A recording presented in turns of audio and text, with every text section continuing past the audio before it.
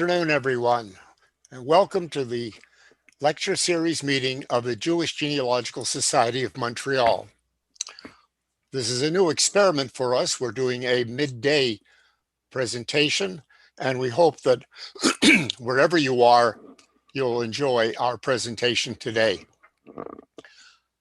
The Jewish Genealogical Society of Montreal is celebrating its 25th anniversary last year, but because of the pandemic, we didn't have the major kind of celebrations that we would have normally enjoyed.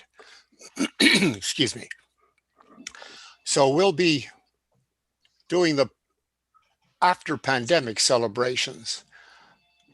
The one advantage that we are having with the pandemic, sorry to say, of course, is that we are able to bring Zoom sessions to folks all around the world. And those of you who are interested in Canadian research, those of you who are interested in Montreal research, we obviously invite you to participate. We have our Sunday morning family tree workshops once a month. And if you get on the JGS of Montreal mailing list, and just Google jgs-montreal.org, you'll have an opportunity to share with us what we know and learn from you at the same time. This afternoon, I have the pleasure of introducing Gary Schroeder, the longtime president of the Quebec Family History Society. Stanley, before you introduce him. Oh, yes, I'm sorry. Over to Vicky for some technical issues. Yeah, for those of you watching, if any questions or comments occur to you while you're watching, please enter them in the chat box, which you'll find either below or to the right of the video screen. And we'll try to get to, we'll try to address those after Gary's finished with his presentation.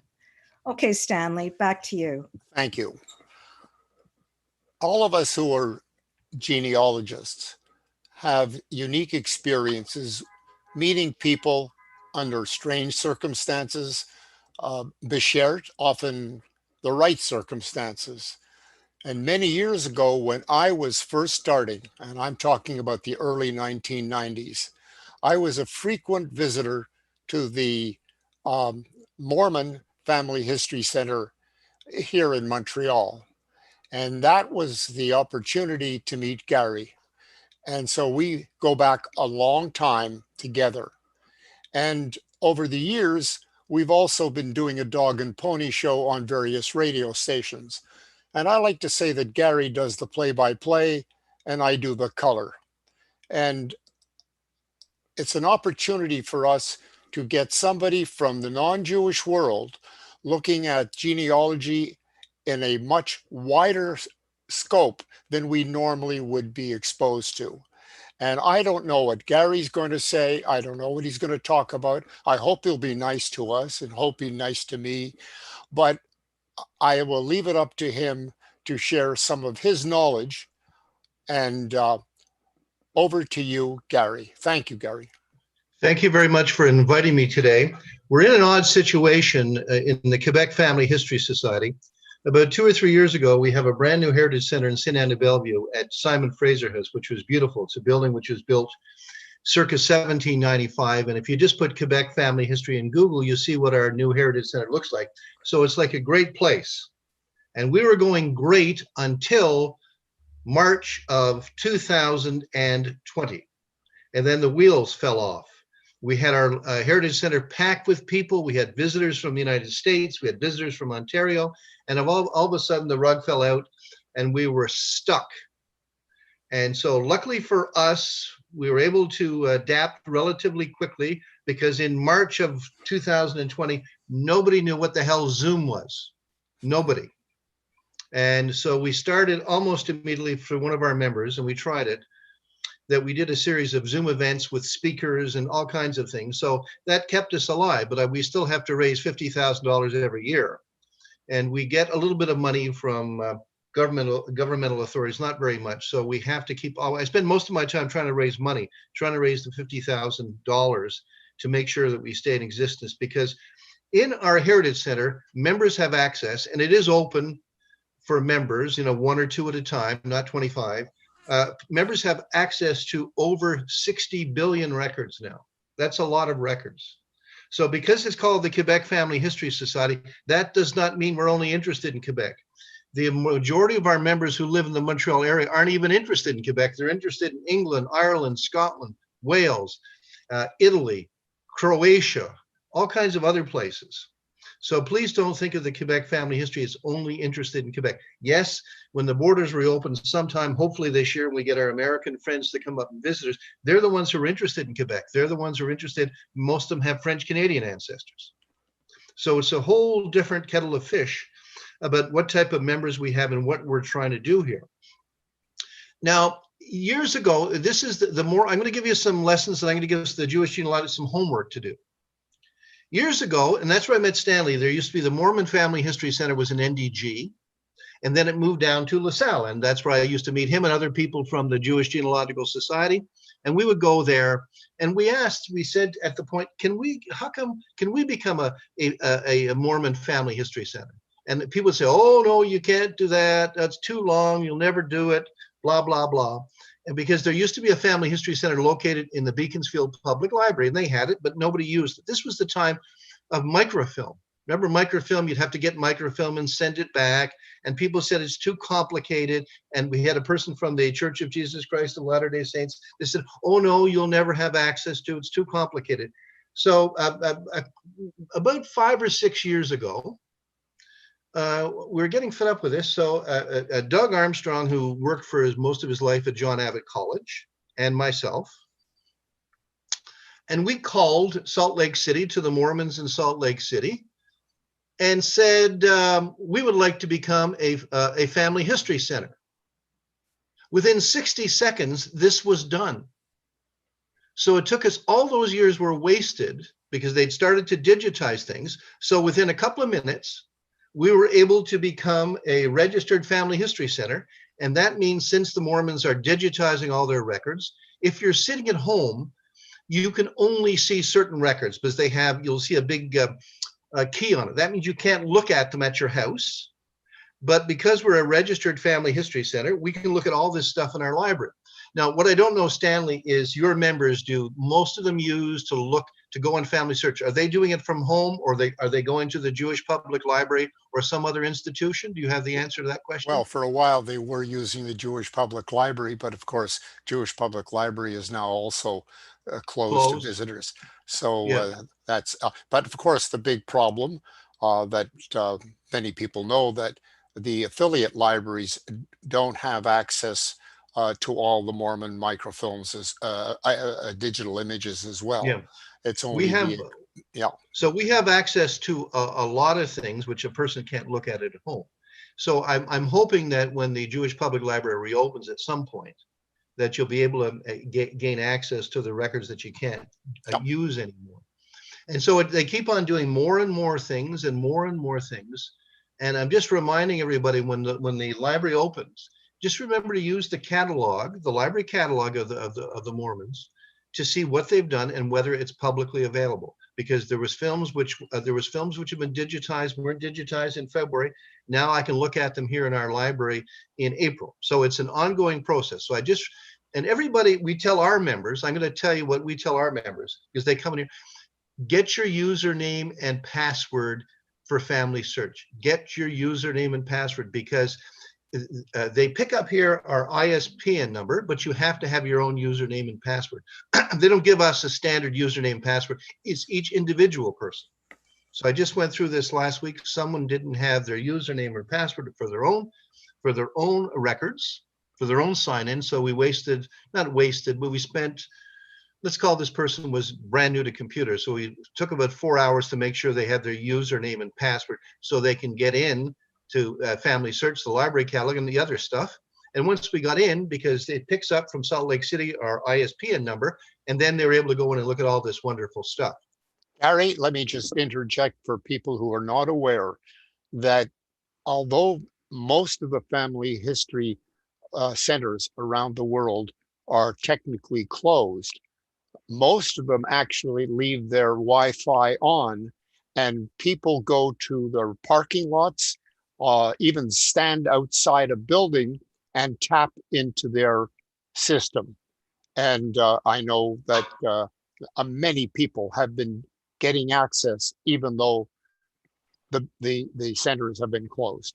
Go ahead, Gary. Sorry. Okay, so I'm just saying that our Heritage Center is open, and people, members, can come in here, and as long as they have their username and password, they're able to access many of the records, of the billions of records that are now available at the Family History Center in Salt Lake City, and it keeps on growing every day. So whatever happens, please sign in and get your username and password.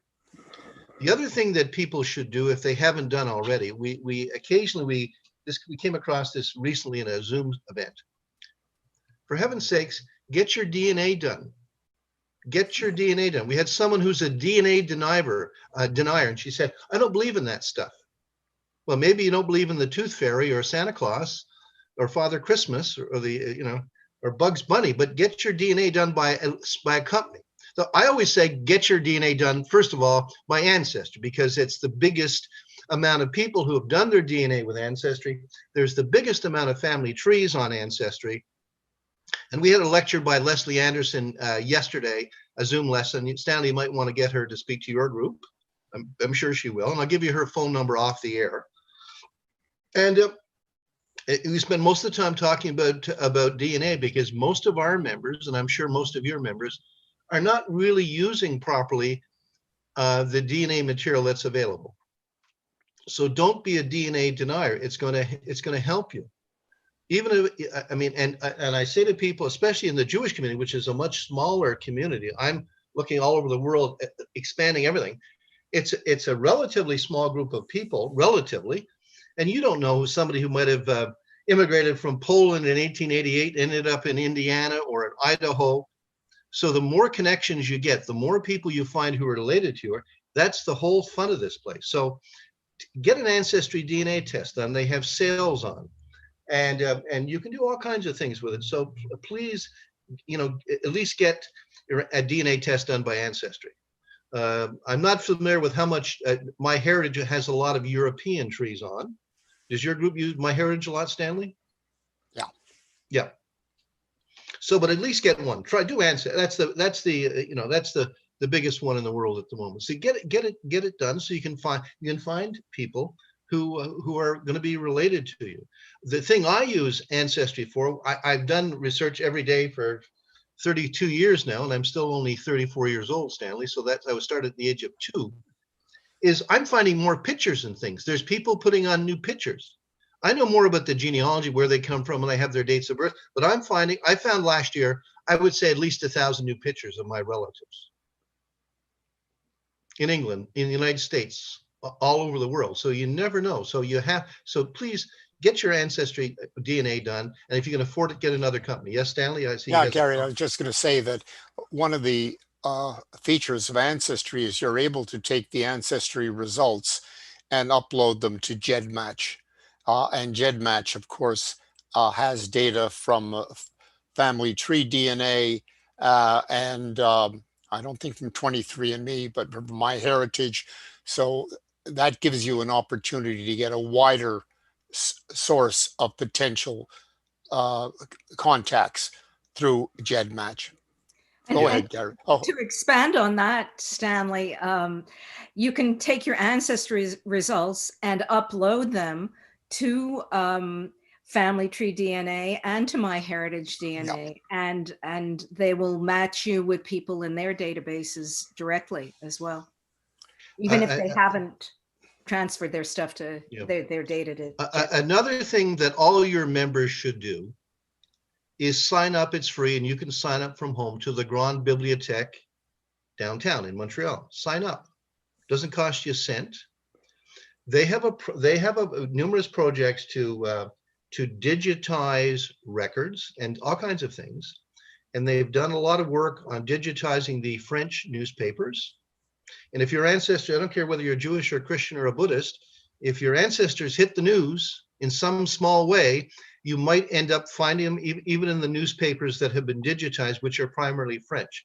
They've been working on doing certain things, a little bit of the Gazette, but definitely sign up to the Grand Bibliothèque so you can use all their databases. And I think one of the things that the Jewish Genealogical Society should do, so I'm going to give you some homework, is get a letter, a formal letter using, I'm sure you have stationery, and write a letter to them, to whoever the head of the Grand Bibliothèque is, and ask them, like a pressure group, to digitize the Montreal Star. The Montreal Star is a much better genealogical newspaper than the Montreal Gazette. I can look at the Montreal Gazette, which we have access here to on newspapers.com and on Google Newspaper Archives, but I don't have any access really anywhere to a digitized index version of the Montreal Star, which is much more important for the Anglophone community in Quebec, regardless of what religion you are. So we're going to try to put some pressure on the Grand Bibliothèque to get the Montreal Star digitized and indexed, as they do have the French newspapers, much more important than the Montreal Gazette. So that's something to think about. Each letter, each individual letter is better than none, right? And it's the key newspaper, especially for Montreal, much better than the Montreal Gazette. Gary, let me just interject for people who are not familiar with the way in which Jewish people registered or advertised the deaths of family members. For a long time, up until the war, many of the obituaries were in the Yiddish newspaper, the Canada Adler, and the JGS of Montreal has been funding the indexing of those records, and they're available on the Canadian Jewish Heritage Network site. That's cjhn.ca. And so, for example, my grandfather, who died in New York in 1930, his obituary is in Yiddish, translated, and on the Canadian Jewish Heritage Network. That, as Gary said, most of the others tended to be in the Montreal Star. Sometimes they were in both. And the Montreal Star died a couple of decades ago. And so now everything's moved to the Gazette. But in terms of doing family history, it's obviously the Montreal Star. Gary, over to you. Yeah. Okay. My grandfather was murdered by a mentally ill person in 1925. And when I put his name in the index of the digitized version of the French newspapers, I picked up various photographs of the murder scene that I didn't have before. I picked up interviews with the people who lived in the next house, and this took place in East End, Montreal, near Davidson Street. And there was all kinds of interesting information that I didn't have. Later on, there was transcripts of the coroner's inquest.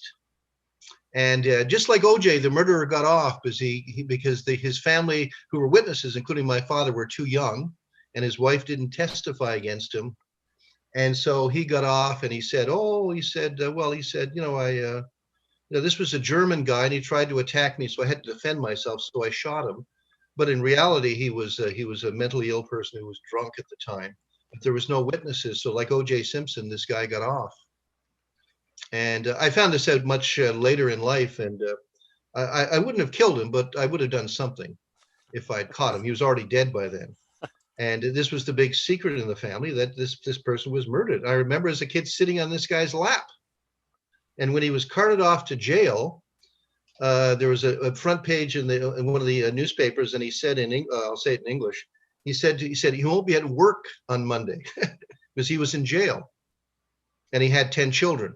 He had at least 10. He had 8 or 9 children at the time. So if he would have been convicted, he would have been hung. So he said, well, he just shot a German, and his name was Wise.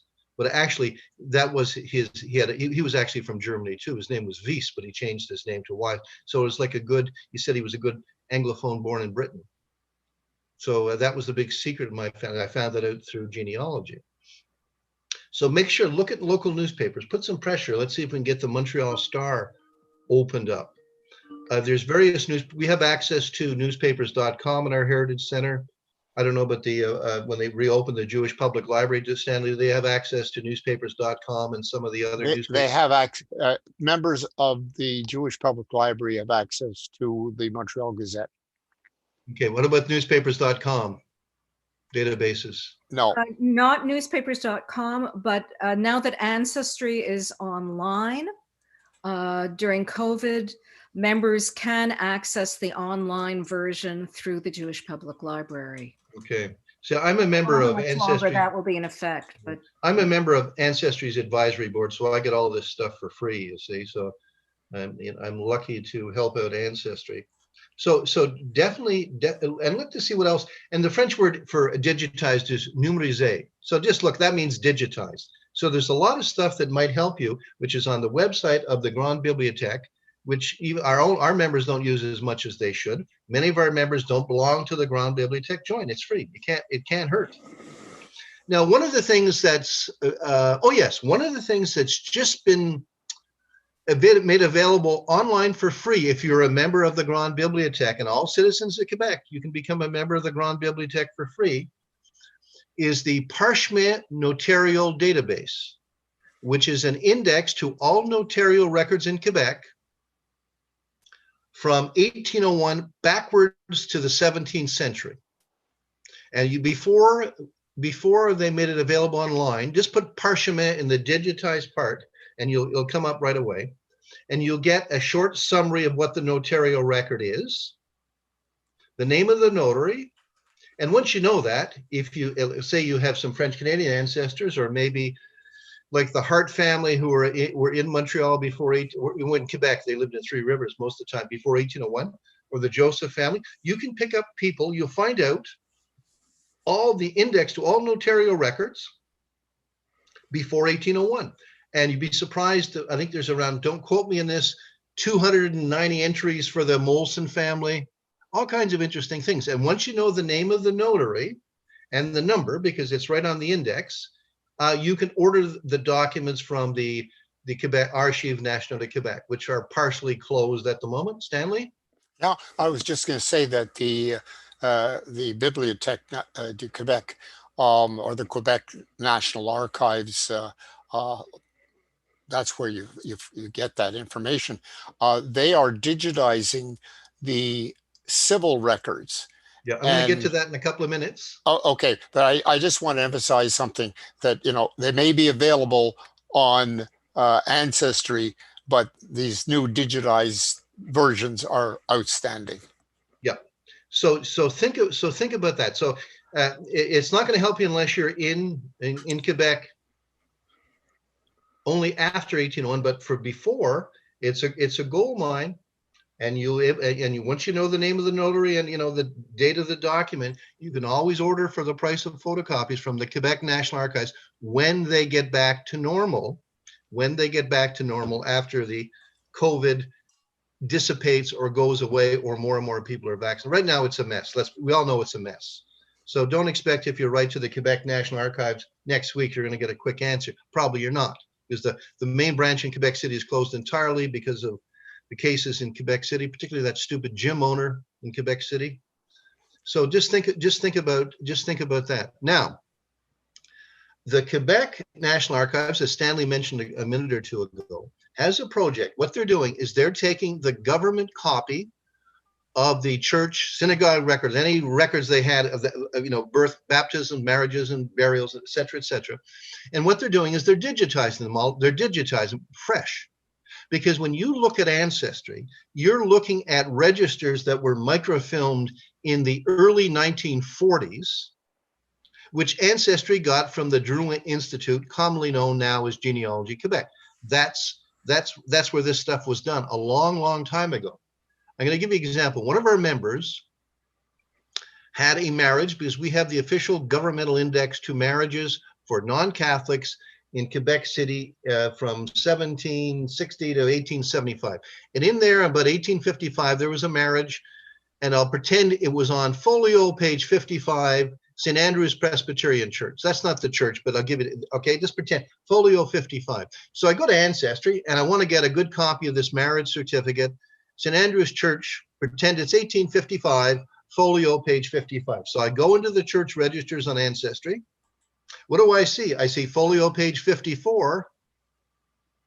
Next page we see is folio page 56. So they missed a page. Folio 55 in 1855. And since Ancestry got the registers from Genealogy Quebec, aka the Drouin Institute, when I went to look at the church register on Drouin Institute, aka Genealogy Quebec, and I go to 1855 for St. Andrew's Presbyterian Church, what do I see? Folio page 54, followed by folio page 56. So I guess the guy was tired that day and he just accidentally missed folio page 55, which is actually 2 pages. So then I said, okay, I'm going to go to the Quebec National Archives with their project. It's just the starting project, so there's a lot of things haven't been done yet. But I went in there to see if by any chance they had digitized Quebec City St. Andrew's Presbyterian Church, folio 55, and there it was. It was a beautiful copy. Because many of the registers you see on Ancestry or even on Genealogy Quebec, the quality is not as good as it could be, whereas because the Quebec National Archives are doing this all over again, digitizing from the original books, the quality was exceptional, and there's a lot of registers which I can't read properly on Ancestry, but I can beautifully on the database, the website of the Quebec National Archives. But they've only done, not everything, they've only done a small percentage, but they keep on working on it. So that's something to think about, because my idea has always been to find the perfect copy. I want a copy that if I get it, then I'll never have to make another copy again. And these copies, as Stanley has seen, are beautiful compared to what you can find on Ancestry and the Genealogy Quebec in terms of the quality of the image, and you can see things. So that's something you might want to think about. They have some other databases on the Quebec National Archives, which is a very frustrating website. It's frustrating. The first page is in English, but after that, it's basically all in French. And the actual archival catalog, which used to be known as Pistard, which is not a particularly good name in English, Pistard, they've changed that last year to Ad Vitam, ADVITAM. So again, it's not good. It's not easy to use. And they have different databases sort of hidden away and in genealogy or resources to genealogy. So, and it's the good stuff is in French only, but you're going to have to, tough bananas, you're going to have to go and look at it and see what's there.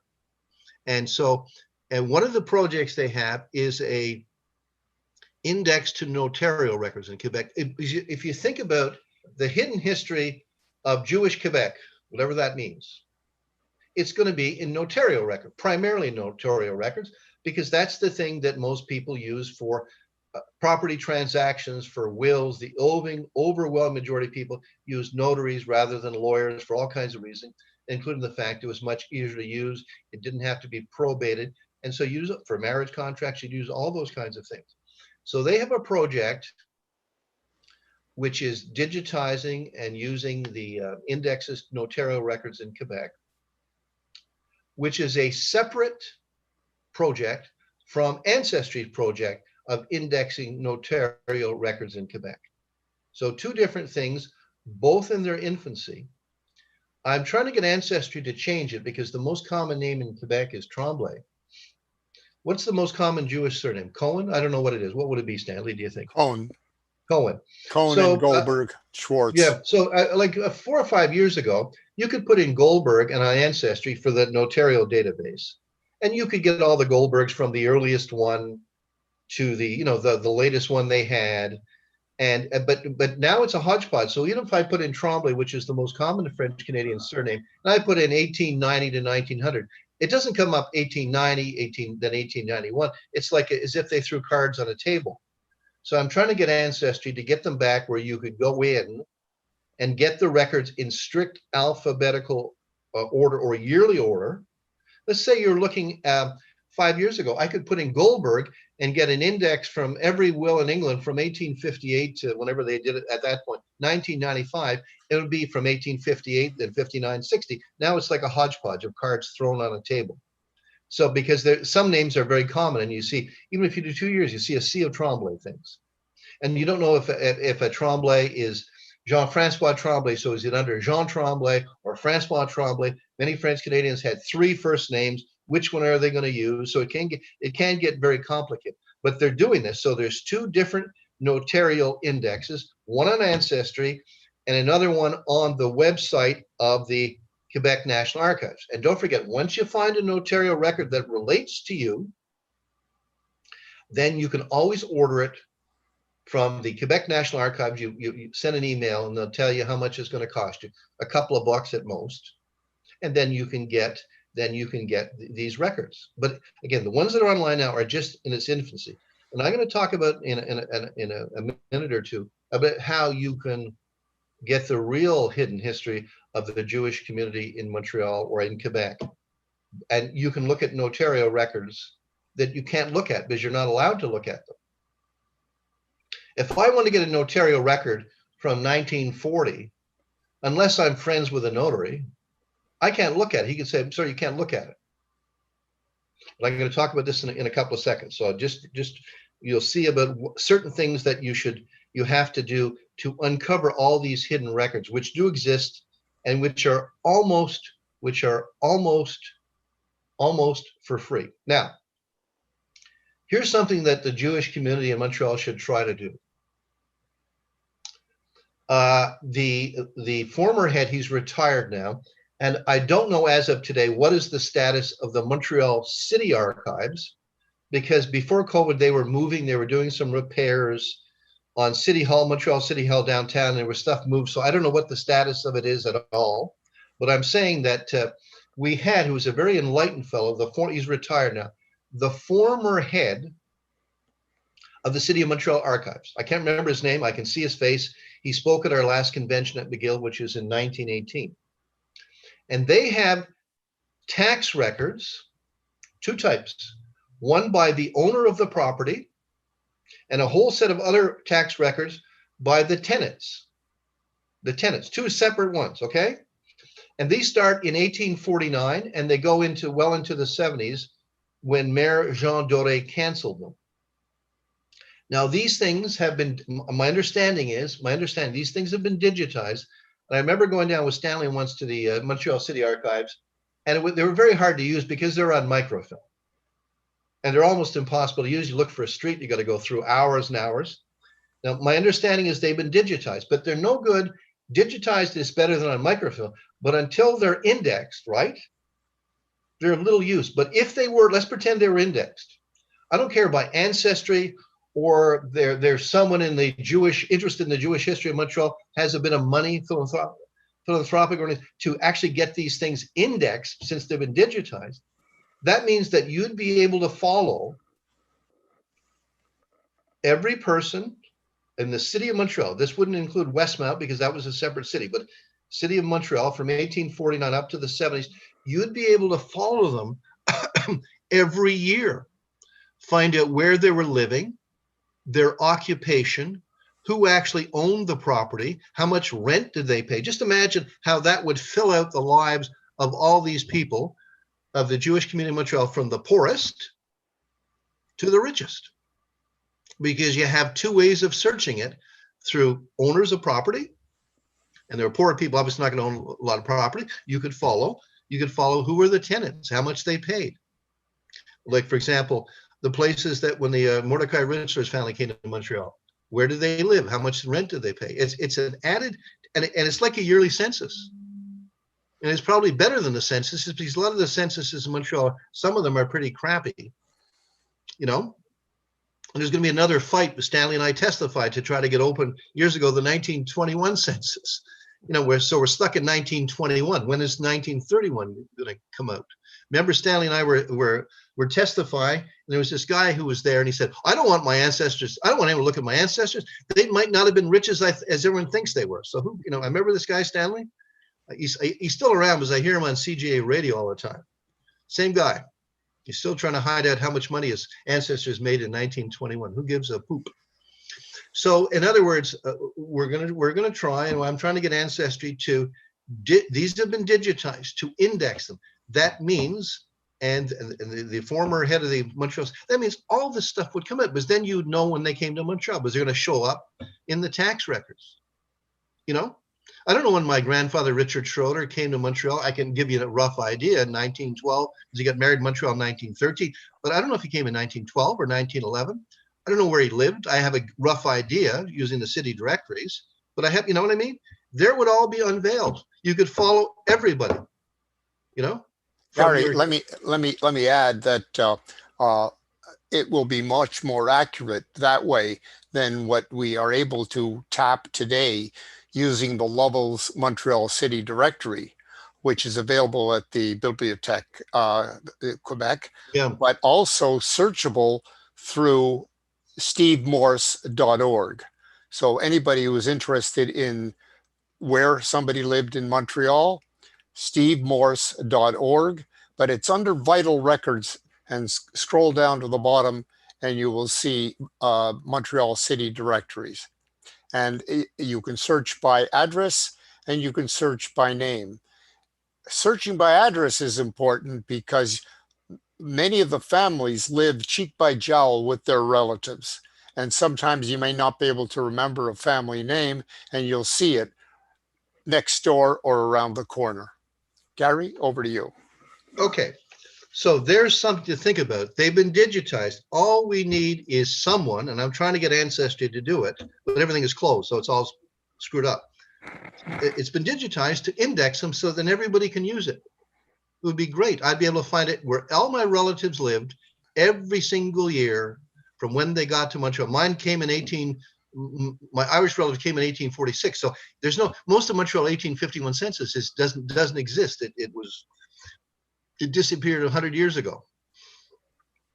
So I would be able to follow any ancestor I had in Montreal every year with some, minor exceptions. There's always going to be bureaucratic failures from 1849 up to the 70s. And apparently it's not controlled by any restrictions. It's there. So think about that. The other thing, here's the other part too of the hidden history of the Jewish community in Montreal. The Quebec Department of Natural Resources has taken the property records, Department of Natural Resources and Energy. You remember, some of you who are old enough might remember when you used to go down to the Montreal courthouse and you'd have to pay, depending on what year you went there, it was $6 or $7 an hour, and you had to scurry through the property records for the island of Montreal. I think the price went up to about $10 before they changed the system. And because it was so much per hour, and say you went down with someone else, so you're talking about nearly $20 an hour, and you might be there all afternoon. So it could get expensive. You're talking about $80 maybe, or $100 to go down and look at all these records, which were, some of them were on microfilm, and they had index books, and it was complicated. So I'm going to give you a simplified version of what this is, and this is going to be up to your group, and I'm going to suggest to you, because I'm not an expert in these records, that you get a small committee of 2 or 3 people who know computers and study this stuff, which I'm going to talk about in a second or two, as carefully as you can, and invest in $50 to $75 to give examples so your members can see what these documents look like. In Quebec, you had 3 systems. I'm going to simplify this a bit, but not that much. You had 3 systems of land tenure. The first one was the seigneurial system from the 17th century under the French regime. And this was, most of the land was parceled along the main rivers, the St. Lawrence. And if you take a plane to Quebec City, you'll see what the old seigneurial lands were, but you can almost see them along the riverbanks of the major rivers in Quebec. And that lasted until 1854 when the seigneurial system was abolished. Whoop! But it took another 75 years for it to be totally phased out. So technically, you didn't own the land, the seigneur owned it, and you paid rent every year. But in reality, you did own. So that's the seigneurials. That's the S. Then in 1790, you start the T. That's the township system, which is very similar to Ontario. And that goes from 1790 to the late 19th century. So that's the T. The good news is those records were saved, of the township papers and records. They were held by the Quebec Department of Agriculture in big books with, with lot numbers and stuff. And they, the Quebec, let's call it 10 years ago, it could be a little longer. All these records were transferred to the Quebec City branch of the Quebec National Archives. Here's the bad news. They're in Quebec City, I've never met anyone who's actually looked at them. They've never been digitized. They've never been microfilmed. They're living in a big blob somewhere in a room somewhere in Quebec City. So I've never met anyone who's ever seen them. I only knew about this because one guy gave a talk from Quebec City, and he talked about this in Montreal at a talk in French, and we heard about it. So these records exist. Now, if you knew the name of the notaries that your ancestors used, you could probably bypass the system. That's why these two projects are the Mormons and Ancestry, to get the notarial record, because that's the key to unlocking all this stuff. Okay. So then we're coming to the third system, which is the cadastral system. Cadastral. Those of you who owned houses or own houses now, you know that your taxes you have,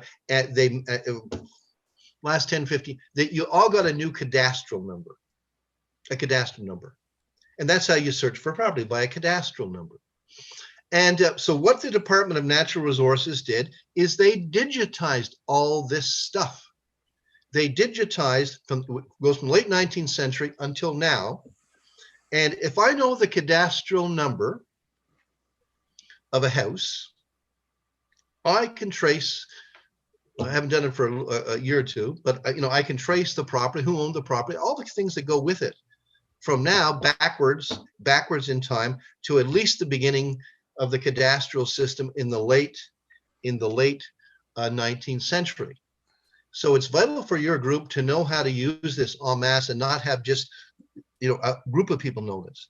So we do this, and then we don't use it for 2 years, then we start to forget. So I'm not good at helping individuals because of the situation. But so therefore, if you know a modern cadastral number for the city of Montreal and the island of Montreal, you can just there's a website which is the consult the property roll for the island of Montreal.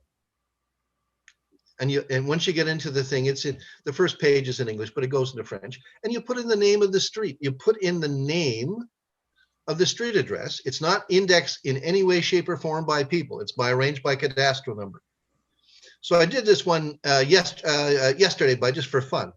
Does anybody know what, you might get a guess. Does anybody know what 3961 St. Lawrence Boulevard is? You know what that is? 3961 St. Lawrence. That used to be the address, because apparently it's closed now.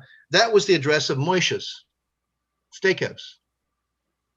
And so once I knew that, because I saw an old ad on the internet about, Moishe's advertising their steaks. And Stanley Diamond once took me, his wife was his anniversary, they took me out to Moishe's for steak dinner.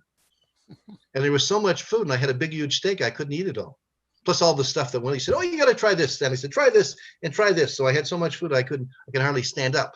But it was very good. My father used to go to Moishe's all the time because my mother could smell him when he came in, because he liked garlic on his steak and everything. So with 3961, I put it in, and it gave me the cadastral. It gave me all the tax records back to 2002. And Moishe's Steakhouse, which is now closed, was owned by, because I found it out, it was owned by a company called M. Leiter Investments, which wasn't it Mo Leiter, the guy that owns Moishe's? Marshall Leiter. Okay.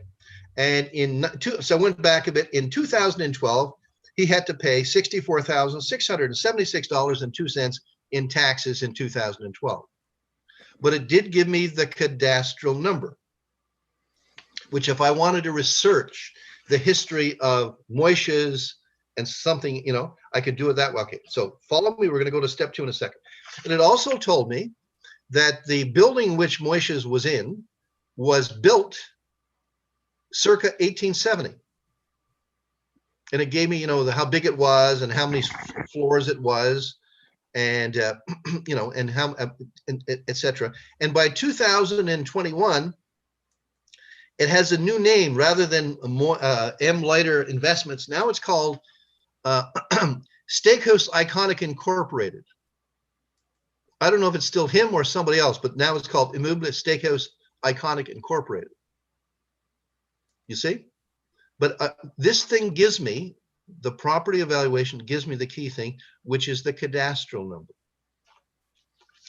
There is a website, if you put Quebec Land Registration System in Google, it will lead you to a website which will tell you how to use the land registration system, which you have to know the name of, you have to know the cadastral number.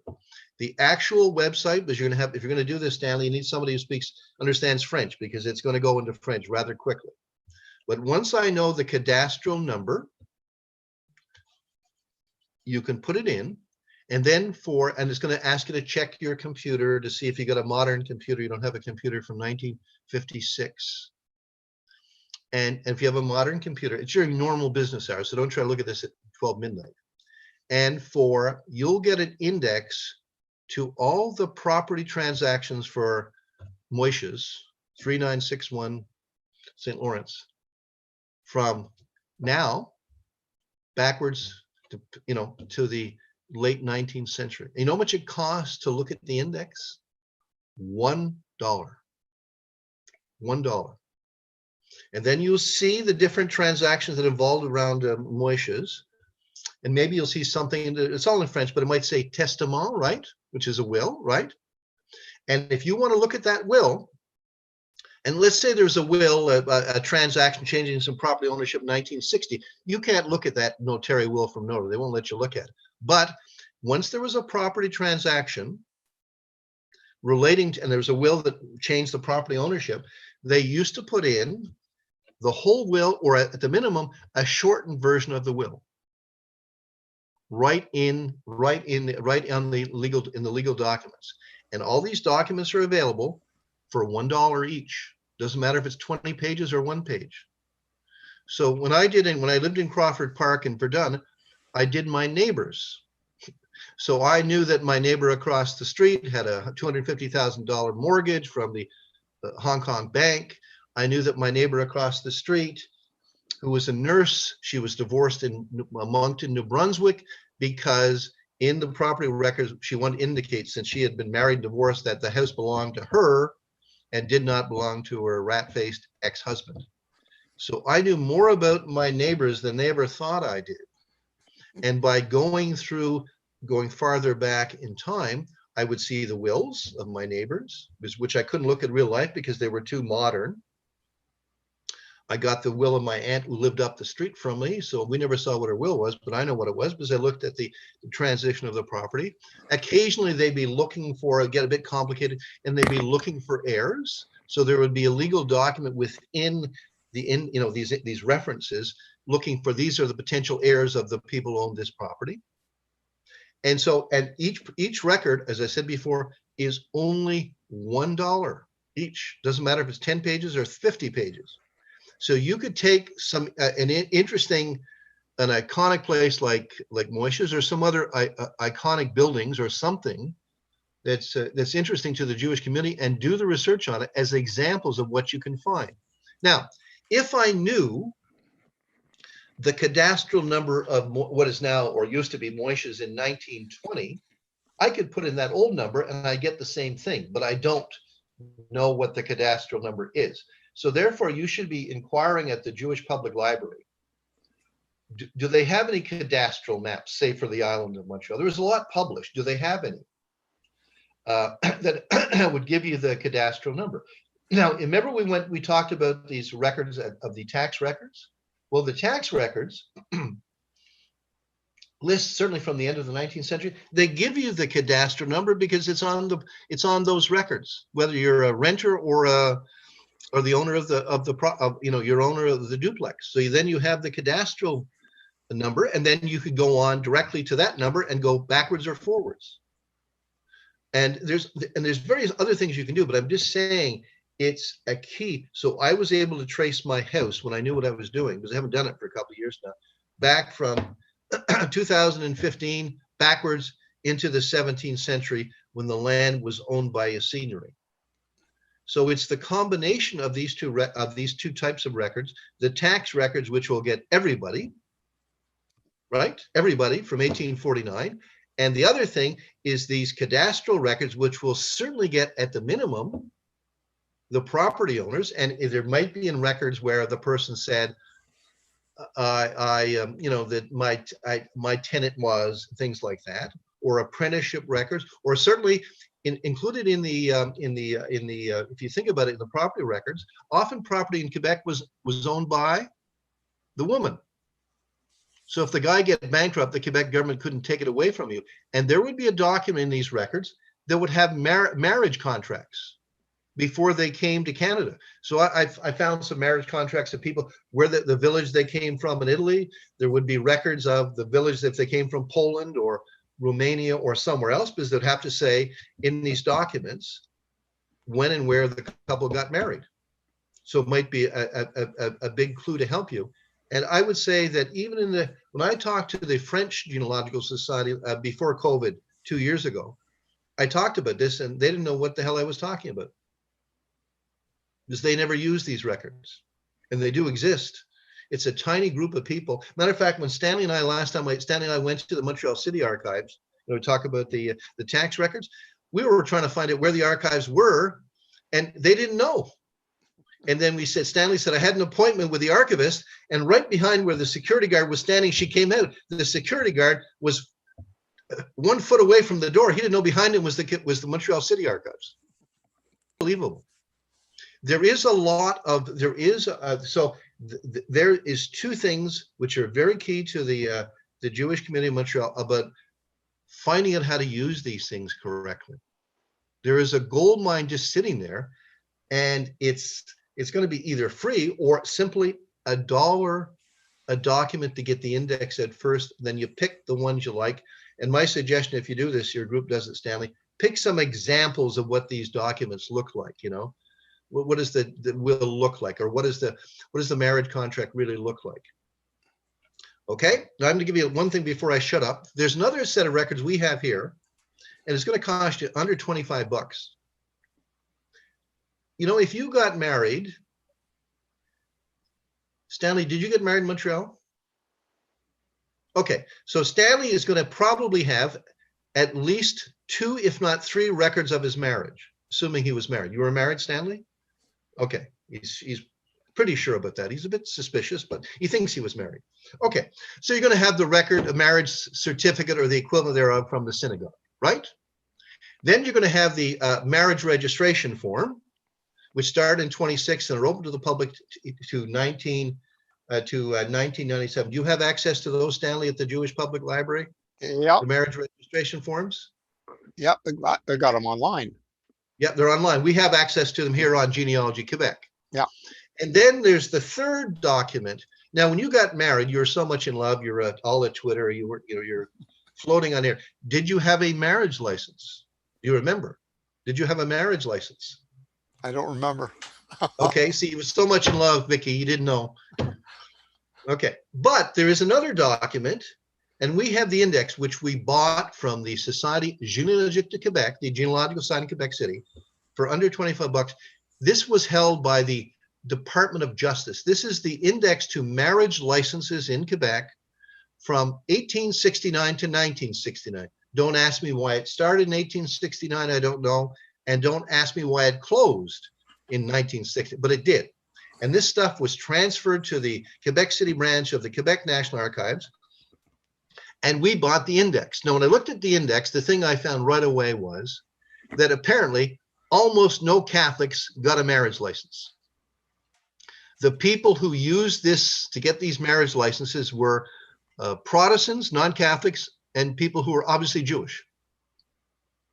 There was a sea of what I would call common Jewish surnames. And there they were.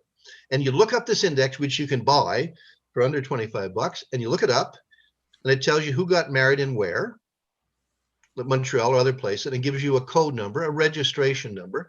And then once you find that, then what you do is you send, when they're back and fully in operation, you send an email to the Quebec City branch of the Quebec National Archives, and you say, I'd like to have this marriage license, please.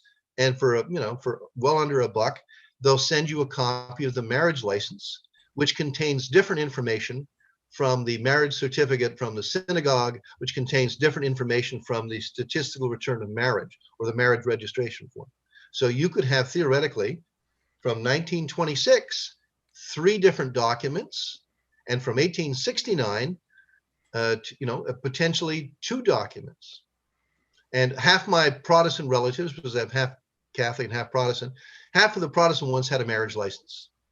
and others did not. But it was easy to use, and there was a CD. Part of the CD was for males, for brides, and the other part was for grooms. So if you think you were missing a marriage somewhere, and they didn't fill out the forms for the marriage registration form, there it was. There was the marriage license, and what's on the marriage license depends on the year. So I can't tell you what's in each year. It gets more information as it goes along. Sometimes it mentions the parents where they live. Sometimes it doesn't. But you don't know what it is until you order the document. It's an alphabetical order, so it's very simple to use, and it's under $25. We were surprised how cheap it was. Yes, Stanley? Gary, I was just going to say that the statistical return of marriage, or the marriage registrations, the indexing done by the original people who did that work often got the names wrong, particularly with Jewish names. They given names, family names, and we have actually added a lot of corrections to our internal database. Which like when I looked at this database, I found almost no Schroders. Well, of course they were married because I had the marriage. So what I did was to find the marriage registration form. I put, I'll make one up. Anyone married in Quebec on April 1st, 1952. And then I find Schroeder or something, which was, would have been one of my relatives. So I used this index, Gary, was it a typed index or handwritten index? This index, I'm talking about the marriage license index, which has got nothing to do with the statistical return of marriage index. Totally different. It's typed, computer typed. Very good, thank you. And it's there. It is, and it's there, and nobody uses it. I don't think very many people know about it. When I talked to the French Society, they didn't know what I was talking about, because they tend to look for Catholics, right? And you can almost see no Catholics on this thing, because you go to a notary and get a marriage license, and then you could get married and things like that. So sometimes people forgot to get married until the child was almost to be born. Vicky, I don't know how that happened. Was that spontaneous combustion or something going on there? I don't know, but there was things. So there it is, and so just think of the other things which are around which people don't use. But the two biggest things, or the three big things, is definitely the City of Montreal taxation records. It's just waiting to be indexed. Number two is obviously the big online land registration system from the late 19th century until the present. And then number three, minor three, is the index, which is available for sale from the Society Générale de Québec very cheaply, indexed to marriage licenses in Quebec, 1869, 1969. And then once you know the two people got married and the registration number, you can order that for a 50 cents. Don't order one for 50 cents. Pick up 4 or 5. So you're going to spend $3 or $4 or $5 in your credit card. But there it is, and there's this stuff just sitting there, yeah. So there's some of the things that people don't know about, which are just waiting to be used. And we're lucky that this stuff exists, that's not available for other cities, and we have all this riches here available for us to use. I have a question for you, Stanley, or anyone else who knows the answer. I'm going to ask a stupid question, which you should know the answer to. Is there a Romanian embassy in Ottawa? I would imagine there must be.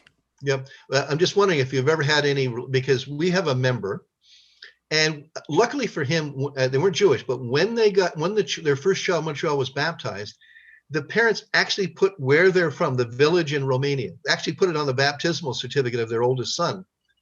And so they haven't found out where this place was. So I told them, write a letter to the Romanian embassy in Ottawa and ask them, do you know where this village was, which used to be in Romania?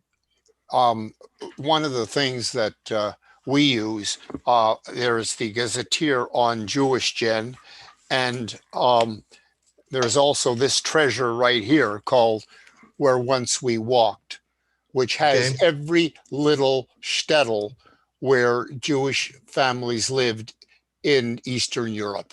So it is another tool that we use. Yeah. And I told this gentleman who lives in Calgary, I said, that's a 1 in chance in a million that the first child they had in Montreal baptized was in a Russian Orthodox church. They put the actual name of this small little village in Romania. I said, consider yourself very lucky. Well, You can have him contact us too. Thank you. So it's about 4 o'clock. So if there's any questions, I could talk for hours and hours and hours, but I don't want to bore you. I'm going to unmute. The first comment, this was very early on when you mentioned to everybody, get your DNA done. And one person was concerned about privacy issues with DNA. And would you like to address that concern? Okay. Leslie Anderson gave a talk about that. She actually was talking about that yesterday. They don't give the DNA out to third parties. It's identified by number only. So of all the problems we have in the world, this is a problem that concerns me one of the least. Our members don't even, there's a couple of DNA deniers left, but they don't care. No,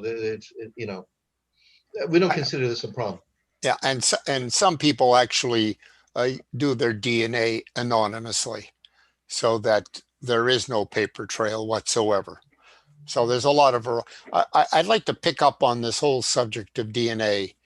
One of the things that I have seen being involved both with Jewish Records Indexing Poland and the JGS in Montreal is how it is life-changing, absolutely life-changing. There have been so many cases where we have had the opportunity of giving somebody back their name, tying somebody to a sister they never knew existed or a brother, finding a father that they never knew. And I like to tell the story that I told in my presentation at the International Conference of Jewish Genealogy last summer. On July 10th of 2020, Michael Tobias, Glasgow, Scotland, co-founder of JRI Poland, received an email from a lady by the name of Ruth. And Ruth was astonished to find, when she got her DNA results, that she was 50% Jewish. She never knew who her father was. She was brought up by a man who wasn't her father. But she didn't know that he was Jewish.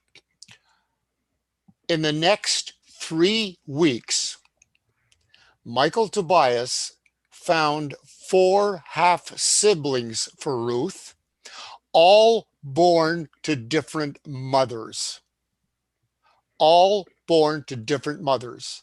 The father, whose name was Jack Berliner, born in Lodz, Poland in 1924, had been assigned to Britain in England during the war. And it seems his mission, in addition to being in the army, was to populate the England with his Jewish descendants. So what does that tell us? What it tells us is the combination of DNA and records can make a difference. The classic case that I have here in Montreal, which is also I found remarkable, is a man who discovered that his father was a Jewish man, and his mother was no longer alive. And he saw that there were connections to Montreal in other DNA results. And he started reaching out in a lot of different ways, found a name here and found a name there. But he couldn't put 2 and 2 together to identify who his father was, until he found a wedding anniversary in the Canadian Jewish News in 1942. And that wedding anniversary announcement had the name of every person at this wedding anniversary, every person in the family. And he was able to reconstruct the family from that wedding announcement and ultimately identify who his Jewish father was. There was one little clue that he also was able to use. It turned out, because he did his DNA with family tree DNA, he carried the Kohanim gene. So there were several alternatives that could have been his father, but there was only one. And the sad part of that story is that the son or the half brother of this man does not want to meet his half brother in Boston.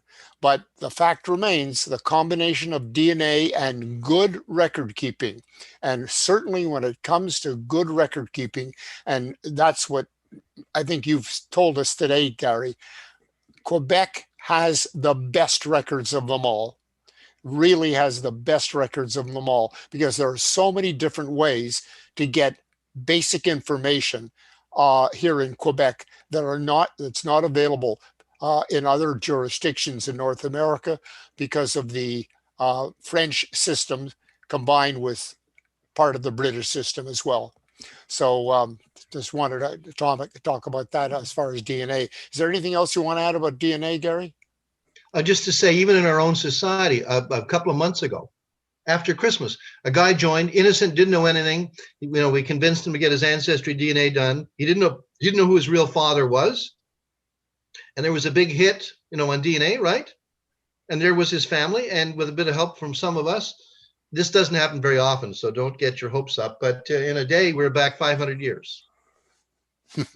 He found his modern relatives and back 500 years in England in a day, 24 hours, because there was a big hit. There was a close relative on unanswered just from doing his DNA test. It's an essential part of genealogy. You wouldn't think about playing golf without a putter, or you wouldn't go bowling without a bowling ball. One of the things you should do if you're interested in genealogy is get your DNA done. Yeah. Well, I tell you, Gary, and I'd like to take this opportunity to thank you and close out the meeting. Thank you for what I would consider to be a revelation in sources that we don't normally think about. And that is the clue. The mantra in genealogy is follow the paper trail, but what if there's no paper? So what we also say is every record counts. Even when there's 3 records relating to a marriage, as you said, Gary, there may be different information on each of those records. And that certainly is the case in the Quebec marriage records versus the Quebec statistical returns of marriage or the registrations of marriage.